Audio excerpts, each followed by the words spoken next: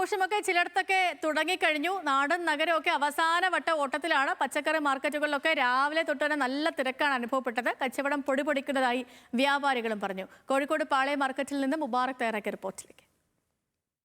വിഷു ഇങ്ങ് എത്തിക്കഴിഞ്ഞു. കോഴിക്കോട്ട് വലിയ രീതിയിലുള്ള ആഘോഷങ്ങളാണ് നിലവിൽ. കോഴിക്കോട് നമ്മൾ നോക്കിയാൽ തെക്കൻ കേരളത്തിനെ അപേക്ഷിച്ച് വടക്കൻ കേരളത്തിൽ കുറച്ചുകൂടി ആവേശകരമായി വിഷു സദ്യയും അതുപോലെ കൈനീട്ടവും അടക്കം വലിയ രീതിയിലുള്ള ആഘോഷങ്ങൾ ഇവിടെ നടക്കുന്നു. എന്തായാലും നമ്മൾ പാളയം മാർക്കറ്റിലാണുള്ളത്. നമ്മൾ ദൃശ്യങ്ങളിൽ കാണുന്നത് പോലെ തന്നെ ഒരു വലിയ തിരക്ക് അനുഭവപ്പെട്ടു തുടങ്ങിയിട്ടുണ്ട്.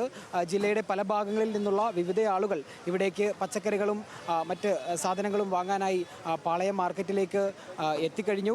ഒരുപാട് ആളുകൾ സാധനങ്ങൾ വാങ്ങി പോകുന്നവരുണ്ട്.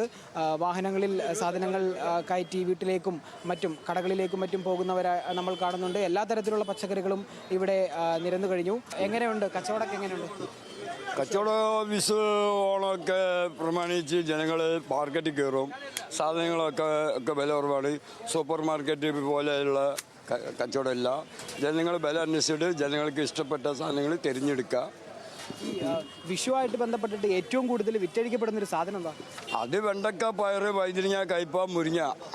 ആ സാധനം നിർബന്ധമാണ്. പറ്റ വില കുറവാണ്. മുരിങ്ങക്കായ ആണെങ്കിലും 40 റുപ്യ ഉള്ളൂ.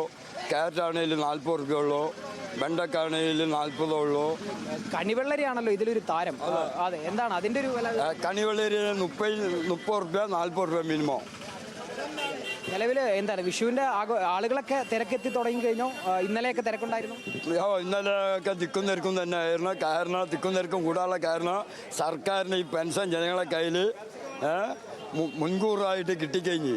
അപ്പോൾ സർക്കാരിന് ഈ പണം കൊണ്ട് ജനങ്ങൾ മുട്ടായി തെരുവുകളിലും പാളയത്തും ഷോപ്പുകളിലും ഒക്കെ കയറി ഇറങ്ങി ആ പണം ചെലവാക്കാണ്. ഇത് ജനങ്ങൾ ബുദ്ധിമുട്ടിയിട്ടില്ല. വിഷു ആഘോഷം അടിപൊളിയാക്കുവാണ് കോഴിക്കോട്. തീർച്ചയായിട്ടും കേരളത്തിലെ ജനങ്ങൾ വിഷു ആഘോഷിക്കുന്നതാണ്. കാരണം ഒന്നറിയാതെ കിട്ടാൻ 4000 റുപ്യ ജനങ്ങൾക്ക്. അപ്പോൾ അങ്ങനെയാണ് ചേട്ടൻ പറയുന്നത് പോലെ പെൻഷൻ അടക്കം കിട്ടിയ പണം ഇത്തവണ വിഷു ആഘോഷങ്ങൾക്കായിട്ട് ജനങ്ങൾ ഉപയോഗിക്കുന്നു എന്നാണ് പറയുന്നത്. എന്തായാലും വലിയ ജനത്തിരക്ക് ഇവിടെ അനുഭവപ്പെടുന്നുണ്ട്. ഇന്നലെ മുതൽക്ക് ഇന്ന് വൈകുന്നേരം വരെയും വലിയ തിരക്കുണ്ടാകും. എന്തായാലും വിഷു ആഘോഷം കളറാവട്ടെ. കോഴിക്കോട് നിന്നും ക്യാമറ പേഴ്സൺ അതേന്ദർ ജിത്തുവിനൊപ്പം എം മുബാറക്, ന്യൂസ് മലയാളം.